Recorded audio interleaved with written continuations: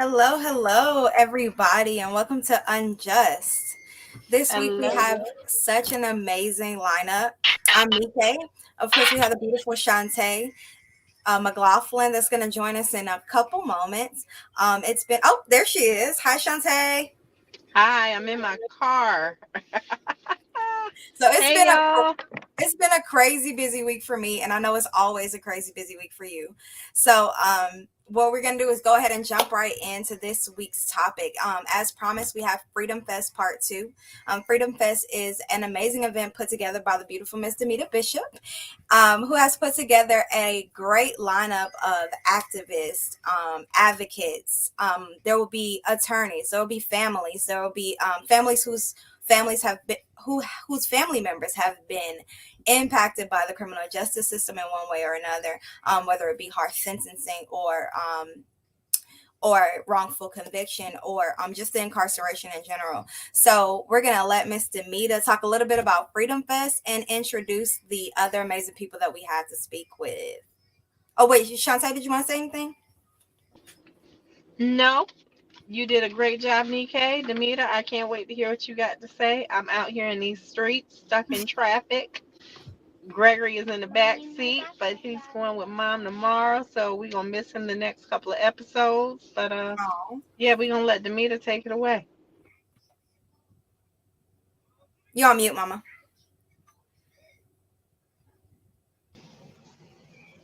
Okay, sorry about that. I think Nikkei did a great job. I think I'll just let her follow me around and tell them all about Freedom Fest from now on. But yes, Freedom Fest is an event that just out of I put it together out of frustration of all the calls I get. I think I told somebody today, if I give you my fair phone, you'll throw it out the window. Because, I wake up in the morning between Messenger on Facebook, Instagram, Clubhouse, whatever, with my husband has been locked away for 80 years and whatever. And this is a all day, everyday thing. And at first, when I started getting these calls, I was like, oh my God, how are they finding me? This is amazing. And then later on, it was, go God, leave me alone. But, it just made me, when I first started doing this, I thought I was something special. But now I understand that if any of you get on social media and you start talking about wrongful convictions, unfair sentencing, people are going to want you to talk about their case. And so, their family members, they join every prison reform group that they can join. They follow all the activists. They just kind of follow around looking for people who are talking about justice, and they try to get them to help with their loved one's case. And it's just so overwhelming that I felt like we needed a revolution. So I said, let me figure out a way to bring all these people together in one spot. And we live in Atlanta, so who don't like it? It's like you live in Atlanta or Miami, you can get people to come to you. So that was the first thing that kind of helped me out, is we're in Atlanta. And then I just started first I reached out to the activists, and the activists, most activists don't like to work with other activists. So, I had maybe two, and one of them's on here. No, I had like three or four. Sarah was real willing to get on gone. I just met Dion, but um, I went to the families and I just said, hey, if I have this an event in Atlanta, 4th of July weekend, will you come? And they were like, sure. And that's how I started pushing Freedom Fest. I started with the families, and then when it grew from me and the families posting about it, then the activists started coming. Well, I want to be there, and it just grew. It took off from there, and I'm excited. And it's beautiful. I posted it one time and I'm seeing the people that's coming under it like, I can't wait, I can't wait. People have contacted me. Um, there are people that, two people who are incarcerated in Gwinnett, just right now, like they were in prison and they're in Gwinnett for the time being because they're fighting appeals. And my beloved was able to get the information to them. So their families is planning on coming out this Saturday too. Oh, cool. Thank you. Yeah. So no problem. So you want to go ahead and introduce one of the speakers? So yes, we're going to start with Mr. Dion Riganelle from Michigan. Dion, tell them all about yourself and what you do and your organization. Can you guys You're on hear me? Here we go. You can hear me? We can. Okay. Okay. My name is Dion Riganelle. I'm an advocate here in Michigan. I'm currently a resident of Detroit, Michigan, and I advocate for the men and women that's incarcerated all over the country, actually.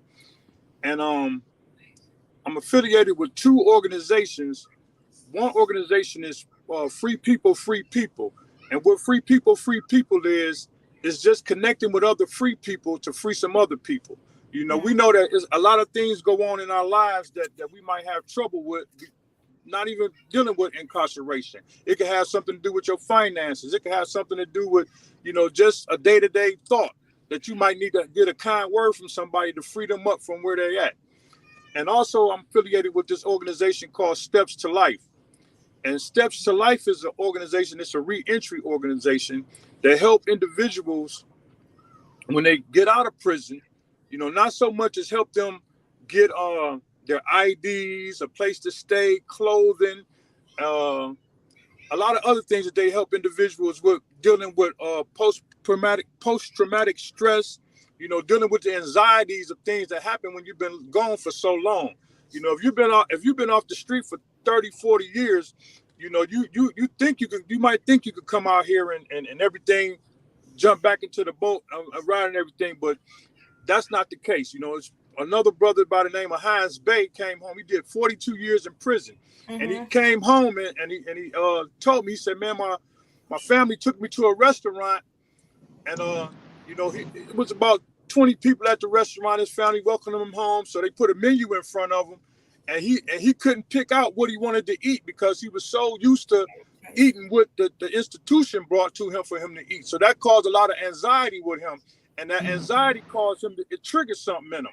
So he decided that he didn't want his family members around him at the moment, because whatever that anxiety triggered in him, it made him feel uncomfortable. So what Steps to Life do, they offer counseling, they offer mentorship, and they offer a lot of other programs.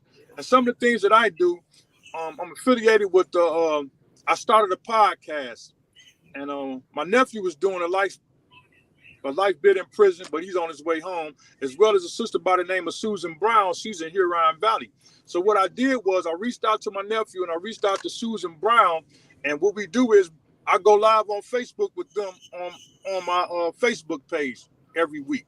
You know, that gives them a chance to talk to the people and give them a chance to interact with other individuals that's out in society, as well as the individuals that's locked up. Because sometimes I pre-record some of our conversations, and I might talk to somebody in Virginia, and I can let them hear their conversations and relay it. So I give a voice to the voiceless as well, you know. And when I seen that there was going to be a Freedom Fest, I said, man, this is something that I want to be a part of.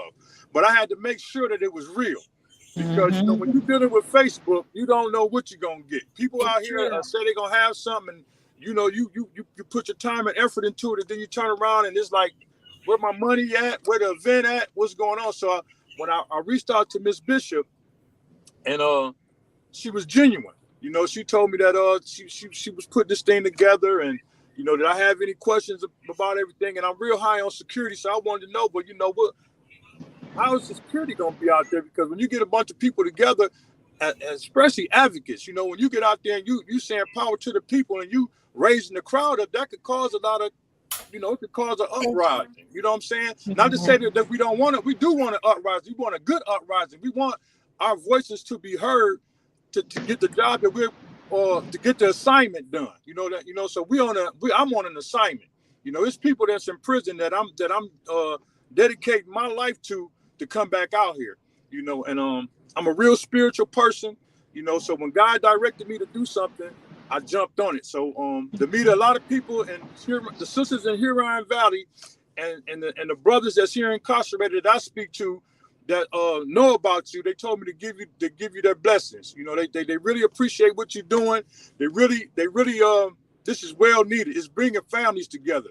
You know, you bringing people together that's from different areas that's fighting the same fight. You know, this mass incarceration, we fighting this mass incarceration. You know, we fighting this you know, this over sentence. We fighting this aged out of crime. You know what I'm saying? It's time to get our people back out here. And some of these brothers and sisters are ready to come back out here into society. And it's a proven fact that Once they're back out here, they already made programs inside of the institutions to help other people out in the institutions. So they want to get out here and help the young people out here. So it's just an honor to be a part of something this big, you know what I'm saying? And I stand in solidarity with everybody on this platform right now. And I can't wait to meet every and last one of you and get down to Atlanta and show up and show out. Thank you. Thank you, Brother Dion. That was great. I wanted to ask a question before we move on to the next person. For the reentry program that you was talking about, what state is that out of? It's in Michigan. Okay. I'll be down in Atlanta. I don't know if it's if the sister is planning on expanding her outreach to other people, which would be lovely because it helps a lot of people here in Michigan that gets out of prison. You know, we donate a lot of clothing, even housing. You know what I'm saying? But what we're trying to do is like trying to link up with other organizations that's doing the same thing in other states. You know what I'm saying? And we could come together that way and piggyback off of each other. So say like you in Atlanta and it's a re-entry program in Atlanta and you might be lacking something. You know what I'm saying? So we'll be able to donate or we'll be able to contribute to your organization to help the ones that need the help and it's vice versa. We might ask you to help us in a way that we might need your help in Atlanta. You know, a lot of times, a lot of people, when they get out of prison, they don't want to stay where they lived at, where they caught their case at. You know, some people like to leave. So it might be somebody that might want to come down to Atlanta. So we'll have the proper people in Atlanta when they get there that they can meet down there. And instead of coming down there blind, they'll be welcomed by another re-entry program to help them along their way in Atlanta or wherever the case it might be, Florida, wherever, you know. Absolutely. That sounds beautiful. Yeah. I just want to say Detroit over everybody. Y'all know that's my root. Yes.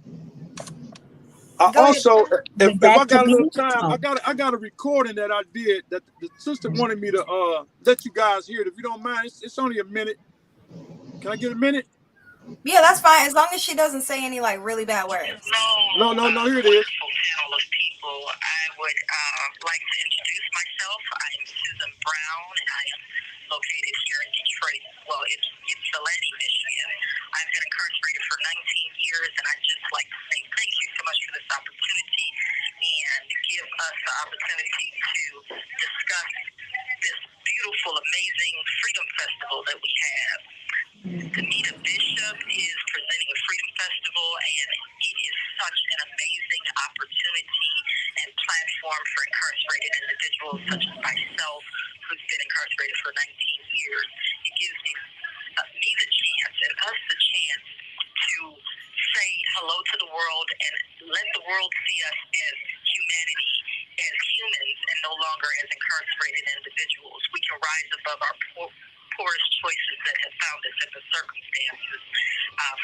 Dion Riganelle has an amazing platform of free people, and we plan on going down and representing incarcerated individuals who have been incarcerated for far too long. We are looking forward to hearing many of the wonderful and amazing things that other people have to offer and us coming together as a unity. I come representing sisterhood. I'm looking for all the sisters out there to join me in a unity and a coalition of amazing, powerful women that we were put here on this face of this earth to be a part of. So I'd just like to say things like this and opportunities like this are phenomenal, and we so need them. I look forward to more. And again, I am Susan Brown. It has been a pleasure, and I look forward to more with you guys. Thank you. Thank you. Well, that was Yes, Susan Brown and and Miss Bishop. Miss Bishop, you truly are a blessing to those that are incarcerated for putting this together. You know, when God gave this thank vision you. to you, when God gave you this vision and a dream, and you acted on it, you didn't hesitate to act on it, and that was what was needed for you to act on it. Because just imagine if you'd have slept on it. If you'd have slept on it, it would have so many people would have been so, you know, not. It would have been a mess, but that didn't happen. The right thing happened. So God bless you, Thank sister. you. Thank you.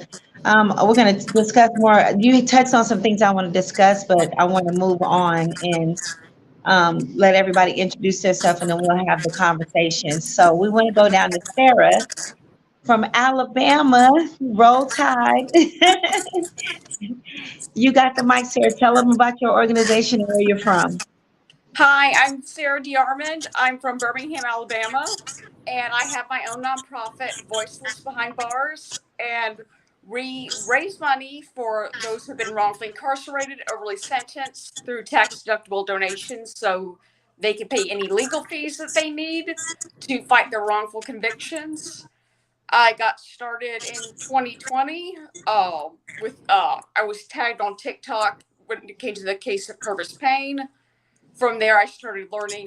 I was pretty ignorant to the whole thing back Me then, too. but I didn't realize just how many people are wrongfully convicted. But the more I learned about it, like Billy Allen, I'm still working on his case, and the more I learned about it, the more I realized, okay, this needs to be talked about more.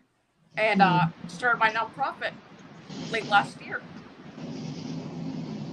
And I became a fan of yours. Some of the guys that you advocate for would tag me in your TikToks. And one day I slid in her DMs and introduced myself, and we've been working together ever since. I'll say, "Can you make a TikTok for me?" And she'll, "Sure, whatever you need." And we went from there. But she goes hard, and I'm a fan of her. She goes really hard, and I don't know, I like people when they're aggressive like me. It's not just tap dancing on what's happening. She's in your face. Just so I don't feel so crazy when I'm standing there talking to attorneys and judges, and I'm so when I see other people that act like me, then I know I'm not psycho, that I'm doing the right thing. So when I see her and she's going just as hard as me, I feel like I have a sisterhood there. Now if they put us in a room with more people like us, they're in trouble. But I do thank you and Dion for the work that you do in Alabama, and both of you across state lines. She does have a nonprofit, but right now it doesn't have all the funding that it needs to have. So, if you guys want to know more about it, you can come to Freedom Fest and you can donate to her, because she really does make sure that the attorneys get paid for the people that reach out to her. I can vouch for that myself. So you can come to Freedom Fest. You can talk to her, talk to her husband, learn more how to support her, learn more how to support Dion and all the other organizations coming. So now, before I get to Glenn, I want to introduce Angie Lanier. You've had her on before. She is the mother of Matthew Baker Jr. Angie, you got the floor. Hi, Angie. Hey, I'm sorry, y'all. I'm having internet problems, so if right now I can hear everybody. So first, I want to say thank you, Demita, for everything that you have done for our family. And hey, Sarah, I'm so glad that I get a chance to actually meet you. Hey, it's good to I meet was you. really shocked when she did a TikTok for me for Matthew, and so when I seen it, I went onto TikTok, and I'm not a big TikToker, but my grandbaby is, and I had to DM her and say thank you so much. It was just wonderful. So I mean, it's just the little small things like that that I really really appreciate to try to help advocate for Matthew. I don't even really know where to start. I mean, I was doing this for by myself for a long time, for about 4 years until last year when I met Demita just by having a conversation with a stranger at work. And I just said the same thing I tell everybody. Yeah, I'm going through some issues with my son right now. He's sitting in the county jail for 3, 4, 5. Now we're hitting almost this October be 6 years for a crime he didn't commit, and the person that actually committed the crime has already admitted to it, but the system will not let him go for whatever reason. They're trying to pin this on him, and he didn't have absolutely nothing, no evidence, no nothing, saying that he did anything. So when I met Demita, it was just by the grace of God, because I have prayed through this whole entire thing and just asked God to lead me and lead the right people in our path, and to make sure that we don't have the little trolls and stuff like that we normally do to be trying to lurk his page and stuff like that. So I from almost 6 years ago to now, it's been so many people that have jumped on board and supported him on social media and stuff. We've got a petition up. You can go to change.org and sign a petition. We've got it grew somebody in Texas set it up for me.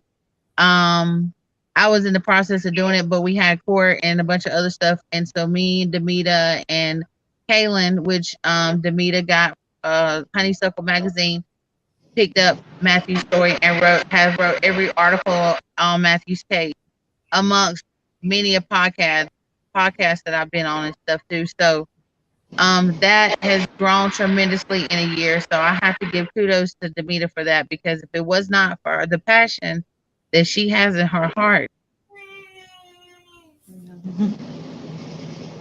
Oh.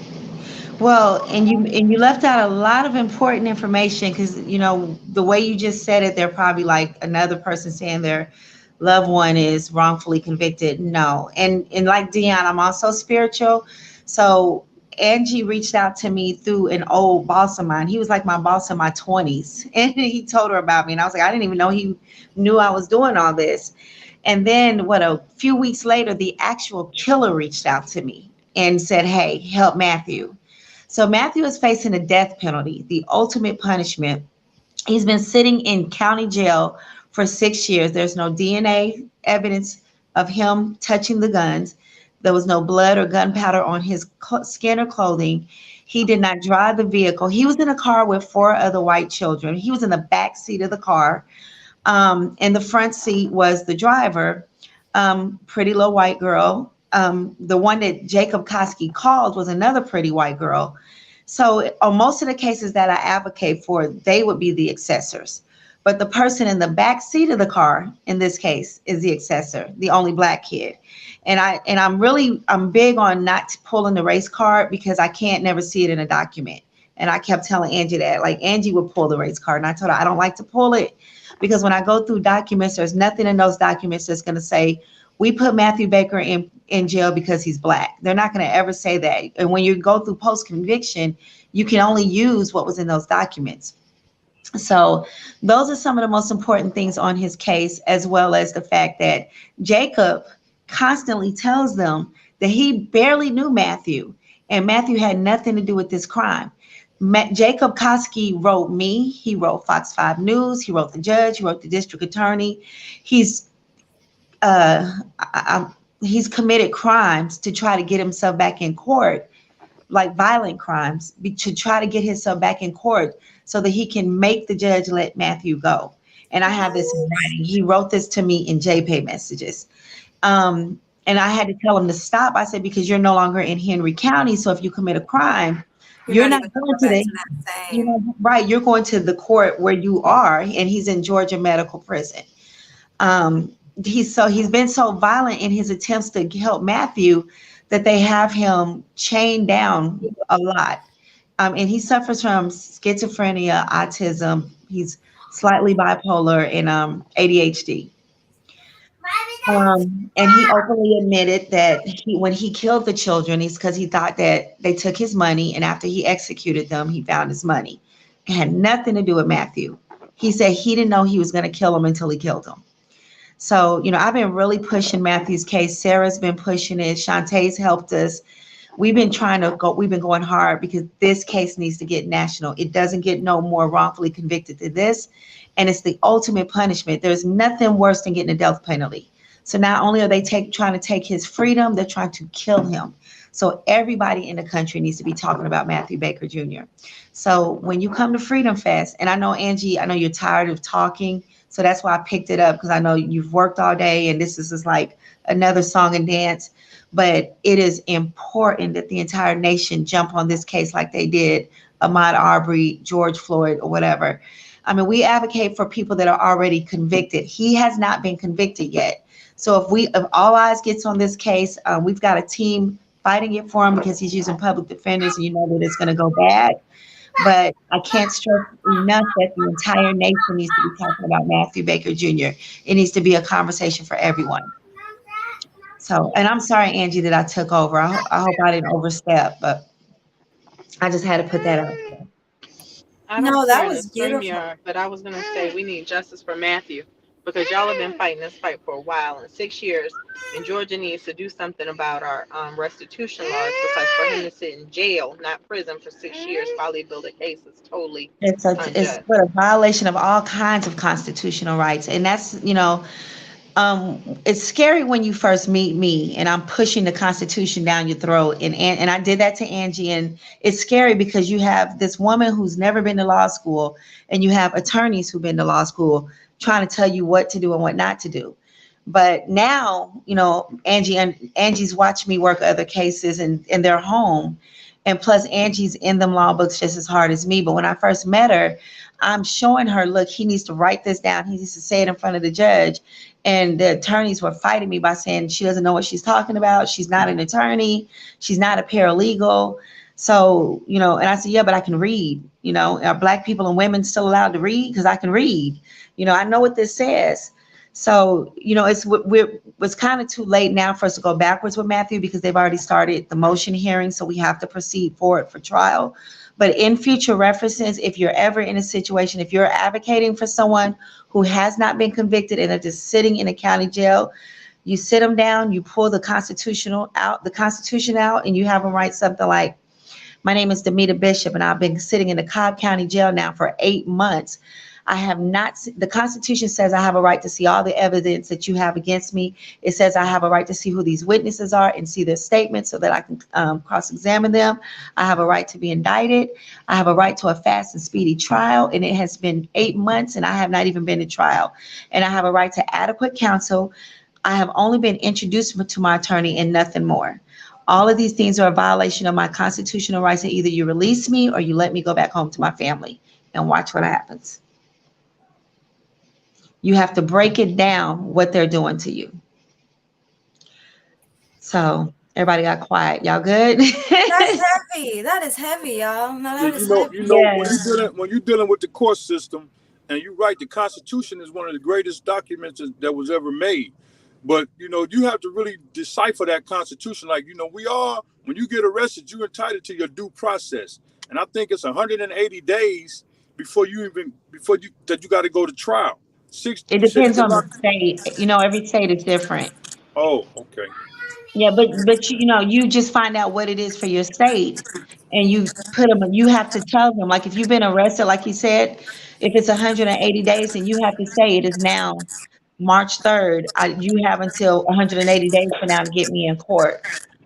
But the trick to it is you have to get it on record. Everything has Right. to be on record. And when you go in front of a judge, your weapons are your mouth and that stenographer. So everything that you get on record can help you now, it can help you later, and it can help you if you lose and have to go to prison, it can help you in the post conviction. If you don't Well, get anything on record, that's why we have all these people sitting in prison for decades and decades and they're actually innocent. Because when they went to court, their attorney silenced them. They didn't turn the evidence wasn't submitted on time, so they didn't get to use them. And when you go to court, the only person talking on record is the prosecutor. So Well, that's I'm how we also have all affiliated with this organization called the Exonerees of Michigan, and some of the brothers in the Exonerees. If I could get that brother name and some information on that brother, I definitely can pass his name on to those brothers that's already been wrongfully convicted and been exonerated to get the support, some more support behind that brother. I would love to thank aid and you. assist in that light. Just make sure you let them know he has not been convicted yet. Because a lot Exactly. of organizations, that's the requirement. But we have to jump on this before the conviction. Mhm. Can y'all And I'm hear willing. me? Yep, yeah. I'm willing to help It's with giving that. It's feedback, faulty. but we can hear you. Okay. What about now? Can y'all hear me now? Yeah, it's better. Okay, so I know the show, we started late, but I asked Glenn Williams to come on because he's one of the guys who's going to be filming a documentary. So Glenn, introduce yourself to everyone and tell them all about what you do and your role at Freedom Fest. Okay, so like you said, my role at Freedom Fest, I do producing and directing, so I'll be doing the filming for the documentary, and I teach up-to-date skill sets in self-management, personal growth, and workforce development. I'm the owner and operator of Community Workforce Reentry Group. We cater to youth, adults, seniors, ex-offenders, and at-risk youth. And we've combined that program with film talent and entertainment to kind of like capture a broader audience. So me myself, I was gone for about 23, and I was given clemency by ex-President Barack Obama in 2017. So I taught classes while in there, and I brought that same thing out here. So when I met Demeter from a good friend of mine, and I reached through the filming part of it, and whatever other aid and support she needs me to do, I'm there for it. But like she was saying, in the county jails, where they have them guys sitting, they're wasting time and killing their rights and trying to tire them out just to make them plead guilty to the offense, whether they did it or not. They wait them out, get them so tired of being in there, then they come back a year or two later and say, hey, we'll let you go tomorrow if you plead guilty. We'll give you time served if you plead guilty. But they're getting those felonies on their record. So now when they go out, they have one felony, come back, same thing. Once they get the 2 and 3 strikes, that's automatic life. They're gone, put away off the street. So they have a bunch of strategies, and what the media is doing. Great mission she's on. I'm here to support her, whatever needs to be done. Thank Her you. strategy is attack while they're still sitting in there, while they haven't Mhm. been convicted. It's a lot easier to say, hey, we see what you've been doing to this guy. He's been 6 months, 8 months, a year. Let him go because this. That's the Yeah. best way, best opportunity to get him out there. So thanks again, Demetrius, for all your hard work. So I'm here for whatever. Yes, and I'm here for all of you guys, but I do want to touch on one thing. My organization was not supposed to be a post-conviction organization. It's well, it is an organization that stops the conviction. Or, sometimes you have to get convicted. Sometimes I have to sit you down and say, "What? Come on, you're gonna have to take that plea because it doesn't get no better than that." And I've had a couple of cases where me and some incarcerated individuals worked it, and the man ended up getting 5, do 2 with 1 to serve. Another guy we just worked a few weeks ago got he got 2 years on the, what is it, the First Time Offenders Act, but he only has to do 30 days in jail. I mean, 90 days in jail. But the key to it is that we're moving before it becomes a conviction. Because when you let them get convicted, the damage is done if they didn't try to get anything, if they just sat in that courtroom, not on purpose because you believe in your attorney and you believe that they're going to do right by you. So if you sit there and you don't talk and you're not record your evidence, like I have to tell even Matthew, like when you're in that courtroom, you need to have a pencil and paper and you need to write down the deadlines. Shit.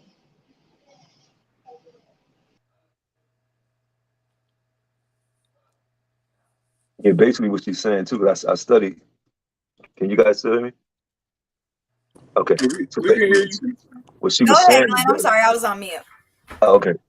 Thanks. So I studied law while I was there. So I was like what you termed like the jailhouse lawyer. But when you do go to court proceedings today, write down everything. When you go in there, write down dates of things that have happened next, what hasn't happened yet, because it's very important to get them dates in your hand and put stuff that's on your mind on that court record. Their strategy is to keep you from putting anything on the record. You go in there and it's we're gonna postpone it again. You're like, well, listen, this is the 5th time you guys postponed this. They'll try to shut you up because they don't want that on the record, but it's good to get all that stuff on the record. So for future references, they can't say, well, you never complained about it before. They're good at that. And that's what takes a lot of our rights later on down the line. So Right. definitely, Yes, thank you. I caught a lot of what you said, so thank you for finishing everything. But yeah, that's the most important thing. And post conviction, the damage is done. And like, I constantly tell people each phase of the courtroom has a rule that has to be followed. So they're post convict. A lot of these innocent people, they know or act, they knew were innocent the day they entered into that jail. But these cities don't want to lose funding. When I started doing work in Missouri, I learned that like Ferguson and St. Louis, that the prosecutors will go to the low income communities and actually pick who they're going to pin a crime on. And they go to like maybe a kid that's been hot wiring cars and stuff. And next, all of a sudden, if you look at his record, it'll say like shoplifting, hot wire, and then all of a sudden it's mass murder. Like he hasn't been doing that, but all of a sudden now you got him for this big murder. One of my first cases was Orlando Field, and I desperately want to get him out, but he's time barred. But Orlando was 5'1", 15 years old, and 130 pounds soaking wet. The wife described the killer as being over 6 feet tall, and she even defended Orlando in his trial, yelling out, that baby did not kill my husband." And yet he got 225 years in prison. So, you know, once I started reading all these post-conviction cases, then it let me know how important it is to fight that conviction if you can, before it gets or there. before it gets there. And I'm trying to encourage more organizations to do the same, to stop I don't want to I'm not saying turn your back on the wrongful convictions, but try to stop them from getting more bodies as well, because that's our answers to how these wrongful convictions have happened. Well, the wrongful convictions tell us the story of what we need to be fighting. And Mm-hmm. we have, the government put the stats out last year. 240,000 people are currently sitting in jails, and they're actually innocent. Now, I'm gonna back up and say it again. The government put these numbers out. Demeter didn't put these numbers out. 240,000 people approximately, because it's probably more. And then 565,000 men are in prison, not men, but people are in prison with a life sentence, and they pose no threat to the community. And most of the time, the person they didn't kill anyone or even rape anyone or injure anyone. They just might have had drugs, or they might have did an armed robbery, but they didn't kill the victims. They just stole from them. Do they have to be gone until they die, or can we do something better? And I constantly tell these politicians that, you're every day since the Bible, before the Bible, people were committing crimes. You're going to get a criminal. You're going to find somebody to sit in these jails. You don't have to kidnap people. Right this moment, somebody's committing a crime. Somewhere in the world, there's a crime being committed. You don't have to just grab me and put me in prison because you done went and built a You prison. don't have to go out and look for it. Like, there's no need to pull over every black person with tinted windows and dreadlocks. Right. So, Exactly. But Miss, Yeah, see, you, this you, this you have, right here is not even a black issue. It's a poverty. It's a class issue, because rich black people can get out of prison. yeah, you have guys. But if you don't have the money to fight them, you're gonna get pulled in. If you don't have the money or enough knowledge, because 90% of us don't have enough knowledge to fight the court system. And until and three like you years ago, said, if Miss they grabbed me, they were gonna get me. Now they can play with me if they want to, but not 3 years ago. If I ended up in jail for something I didn't commit, I would go to prison for life. and like you said, Miss Bishop, some of these politicians, they, and we put these people in office because they'll come out with a campaign and tell us this and tell us that, and then once they get in that office, they'll turn a blind eye against with everything that they said they was going to do for mass incarceration. So we really got to be mindful. That's why I'm so glad you're having this Freedom Festival, because this is not this is not a city to state problem. It's a worldwide problem. This is happening National. everywhere. And this is a great time to do what you're doing, because this is an election year. All the politicians are watching. So Yeah. this is the time to get grounded on Atlanta, for the people that's representing those institutions. You know what I'm saying? They talk about it every day when they go to the chambers. They'll put a bill out. It's a bill right now in Michigan that can help a lot of individuals get out of prison, but they keep backsliding the bill. The bill is there, but they keep backsliding. So when, Right. when we do things like this and let the politicians know that, our votes do count. You know what I'm saying? And the people that get behind certain politicians, they got to act out what they say they're going to do. See, right now it's hard because the crime rate nationally is so high.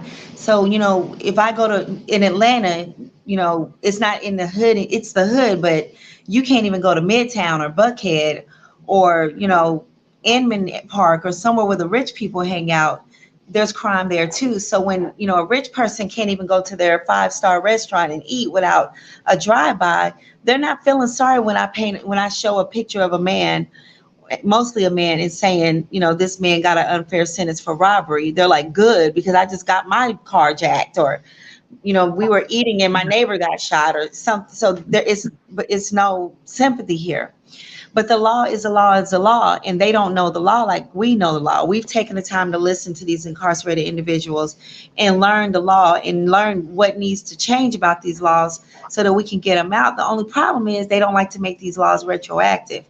And when you look at a law that's being changed, the language on it always says that it was unfair and unjust. It always starts off this law unfairly or was unjust to the citizens, but we're not going to make it retroactive. So you can't get out of prison on a post conviction without a constitutional violation.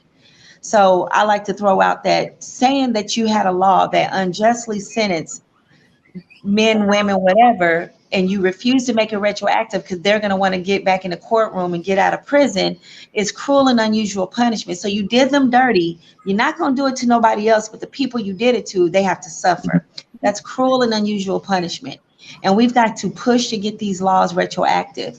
On the federal level, there's a crack law on the table that's been pushed through Congress that's on a 1-to-1 ratio, meaning that anybody that's been sitting in prison since the 80s and 90s, once the Senate passes it, it can go, they can all get out of prison as long as the murder's not attached to their crime. Unfortunately, if the Senate passes it, they're not going to make it retroactive because it affects over 100,000 federal inmates, and they don't want that's money out their pocket. So Yeah, we need a revolution, and Freedom Fest is to start. yeah. And Absolutely. that's a good point you made because in there right now you have people that have been in there for crack based on 100 times one. 100 grams of cocaine is the same punishment you get for 1 gram of crack. But they declared 15 years ago that cocaine and crack was equal, had the same effect on the body, on the mind. It didn't make anyone do anything harsher to someone else to get it. But they made those findings 15 years ago, but they still have people waiting for them to change the law to 1-to-1. Yeah, They're still saying no, no, we're not changing it. And they know it's right. not. It's an equal drug. One more thing too. You have people that are in there that have been. The purpose of sending people to prison is to have them rehabilitated. They say Right. once you So show they signs say. that, yeah, yeah. So they say once you show signs of rehabilitation, you have served your purpose of going there. So you have people that's been in there since 16, 17 years old, 30 and 40 years ago. They've been rehabilitated, teaching classes. They're scholars, have master's degrees and everything, but they're still just sitting, Mm. wasting taxpayers' money and just sitting in it. But it's just a system. So Freedom Fest is needed really just to really bring the light, shed the light on stuff like that. It's all just it's all like just based on discriminatory practices in the system. And I'm glad you brought back Freedom Fest because Dion, you made a comment about this is Freedom Fest Saturday is not going to be fight the power, let's tear some shit up event. It's a networking event where we all can find out who's out there, what organizations are out there. I can get your card, you can get my card. Look, I got this case. You might have knowledge or connections that I don't. It's also for the families to see who's out there so they can all quit calling Demita. No, I'm just kidding. But but it's a networking event so that we can all see who's out there and we can figure hopefully when we leave Freedom Fest, we done build a family, a camaraderie so that we can come together and move to something bigger. I know Shawana Vine asked me, could we move it around? I'm 100% for moving it around. You all came to Atlanta this year. Next year, we can go to New York. We can go to Alabama. We can go to Detroit. Y'all name it. I don't own the rights to the name Freedom Fest because somebody already does. I didn't know that until someone said, sis, you need to patent it. Well, when I tried, somebody already owns it. But that's fine. I don't need to own the name. I did it this year. Next year, one of y'all pick it up and we'll keep going until we wake this nation up. Absolutely. I love that. I love that. It's definitely Mhm. something that's needed. As y'all are speaking, I'm literally thinking of vivid names of people who are literally going through this as we speak. And had I known, or had, maybe I could have said something, or maybe, I don't know. It's just a lot of things going through my mind right now. It's super heavy, but I just want to say I appreciate y'all. And I can't imagine being in that situation and knowing that there are people who are out there who are, because even when I told my beloved, I was like, yeah, this lady, she's out, she got all these people, they're gonna bring the lawyers together and the families, is gonna be great. And just him getting excited and just hearing it, and then for him to come back and be like, oh, I got these two people, you know what I'm saying, I need to talk to the lady, they're gonna come out there. And it's just, I don't know, I think from that perspective, them knowing that people are out here and people are fighting and they're not forgotten, because a lot of times they're forgotten. They're even forgotten by their own family a lot of Yeah. times. So to know that there's people out there that are fighting for the general population of them, you know what I mean? Not just their families. Like, we're not just going out there and saying Matthew Baker Jr., who definitely, you know, we need justice for, but we're going out there and we're saying we want to change the laws for the future. We want to change the laws for the past. You know Yeah. what I mean? We want to be able to help everybody that encompass it. Your cause is beautiful. Your heart is beautiful. This festival is going to be phenomenal. I'm really excited about it, and the lives that you're going to change. I hope so. And I hope we, we all of us leave out of there feeling like we're ready for round two. So, What's next? yeah, Glenn, so since you're going to be doing the documentary, I know a lot of people are wondering what do they have to do to connect with you. So when Yeah. you're out at Freedom Fest, what are hmm you going to be looking for while filming? Well, I'm looking for things that like impactful words and testimonies of people that have experienced what we're fighting for through themselves or through their family member or just on people that just want change. So it'll be based on all that. So when someone does review it, they'll see the need for everything that was presented there. We'll get a little bit of this, a little bit of that. Everything impactful is what we'll keep from the footage to get it in there to have when someone's looking at it, like, man, some people may not even know that people were living like this in prison. Some people may not know that families felt like this when their only provider was taken away, innocent and gone 20 years thus far. No one listened to them. So we have different categories of impactful things that people really feel, and it's going to show the impact of why people came out to want that change. So that's how powerful it'll be. When people look at it, it'll be like a historic thing where, hey, look at the Freedom Yeah. Fest documentary. It's powerful. We didn't know that this was going on. We didn't know this. We heard about this. Oh, this person experienced that. And if we can all just share it with that network and share it with everyone, even with the politicians and everyone, maybe they'll have a heart and like, well, you know what, man, we really need to get right. You know. Right. This is, and I'm with Sarah because Sarah, 3 years ago, I didn't know this whole world was going on around me. Hmm. And not to take from anybody else, but the fact that Sarah and I don't have anybody, I don't have a husband in prison. I don't have a loved one in prison. It makes, not that, and I don't want to say it the wrong way, but it means a lot No, it that we're means a here, lot. that we're in The this fight with you sacrifice is guys. And different. a lot of times when people are doing it because their loved one is there, when you release the loved one, then there goes their advocacy. The But cause, yeah. we don't have a reason.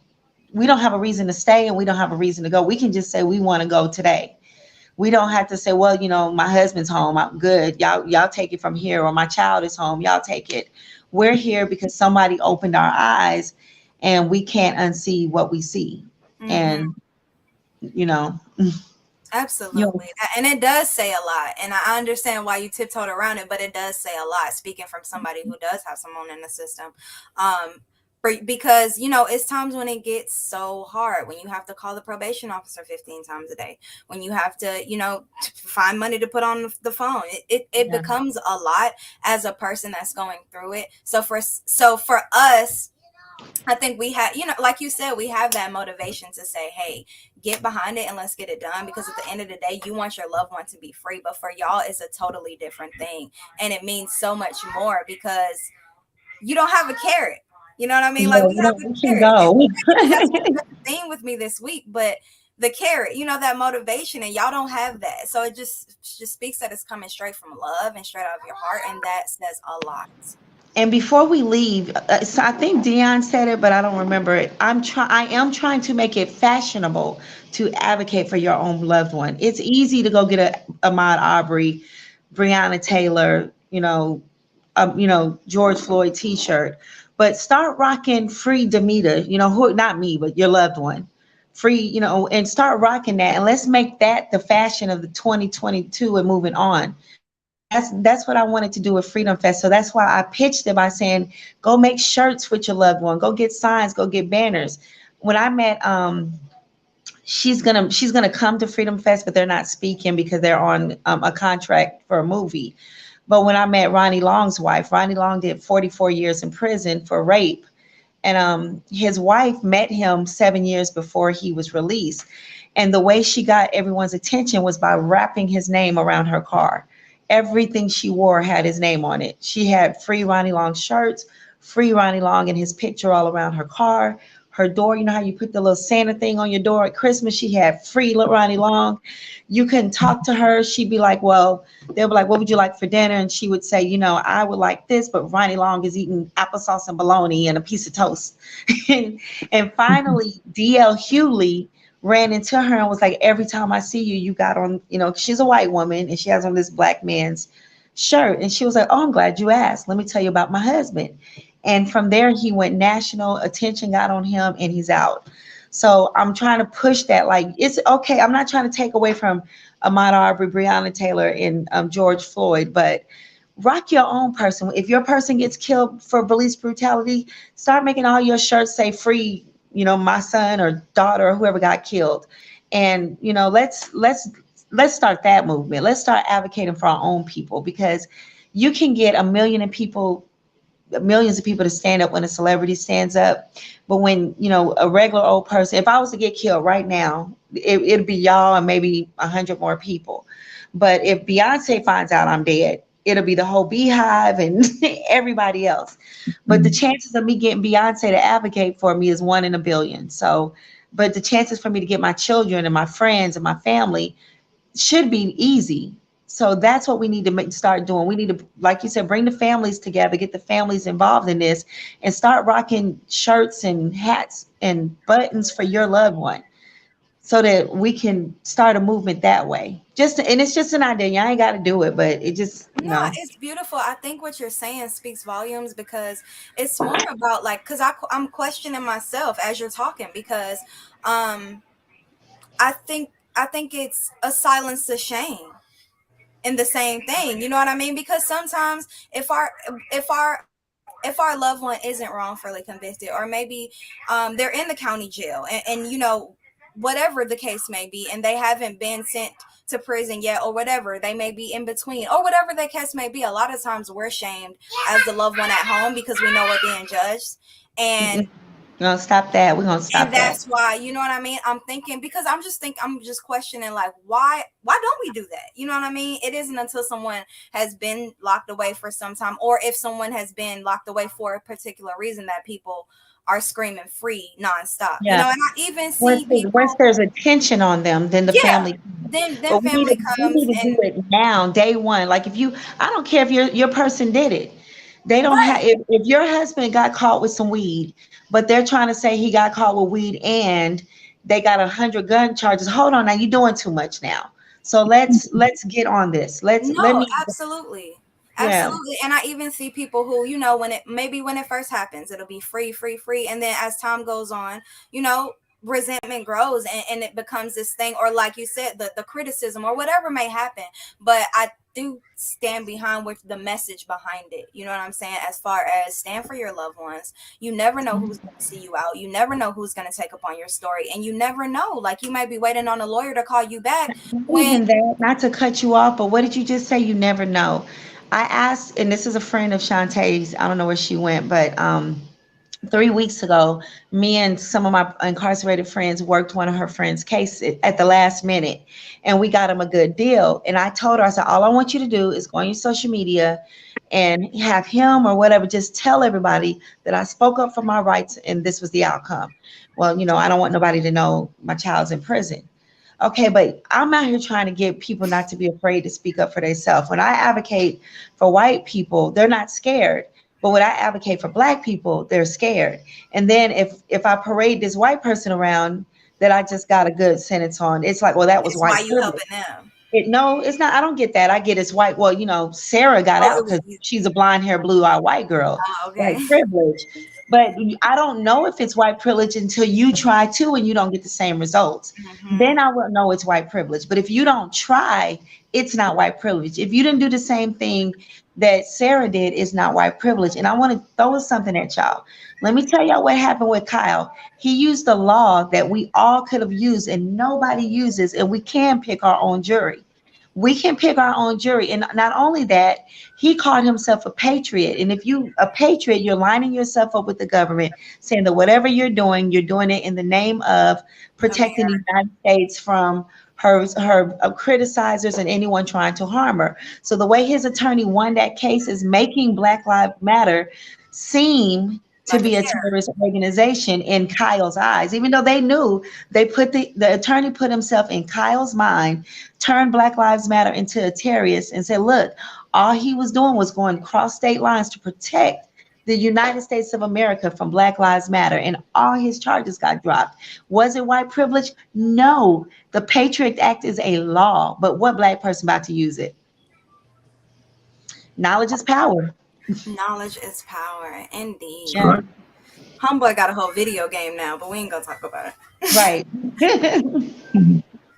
But I want to thank y'all so much. We're about to wrap up in a second, so I want to thank y'all so much. I was hoping Shantae would be able to pop back in. She's probably still in the car. But I thank you guys for coming on. I thank you guys for being who you are, generally. Like, speaking on behalf of myself and everybody else who has anybody or has ever had anybody in the system is extremely hard, and particularly for you guys who don't have anybody in. And to Glenn, I want to hear your story so bad, and I am so, sorry on behalf of, because it's heavy. And to hear. listen, you were trying to, Tiara was networking with you last week. Glenn and Dion needs to network with you because all of you do reentry. So you Right. guys make sure that you don't leave Freedom Fest without it. And And you can share my number too, and Damir. we all need to be connected to Sarah because she's gonna get them checks so we can get some attorneys on these people. Yes, absolutely. I'm so excited to meet all of you guys. Again, just thank you for being who you are. Keep up with the fight. Never lose that faith, even though I know you won't. Dion, our producer Julius wants to speak with you because he wants you to be on his show. And yeah, so if you guys can stick around for backstage, again, just thank you. I think we're gonna get caught up in just a second. So if you guys have any closing remarks, let's tell them when Freedom Fest is and where it's at. July. Saturday at Grand Park. Saturday, July 2nd at Grand Park in Atlanta, Georgia. What time is it? 5 to 8. 5 to 8. We'll be there. There'll be performers. There'll be attorneys. There'll be advocates. There'll be activists. There'll be us. Food. There'll be drinks. Right. But you know what? Most of all, it'll be unity, man. It'll be It will Yeah. be unity. You and I, TY. Absolutely. Thank you, Mr. Beta Bishop. And I can't wait to talk about it again next year and see how far and how big it has grown. Yes. Bye, y'all. See you guys Saturday if I don't talk to you before. Okay, y'all. thank you. Bye.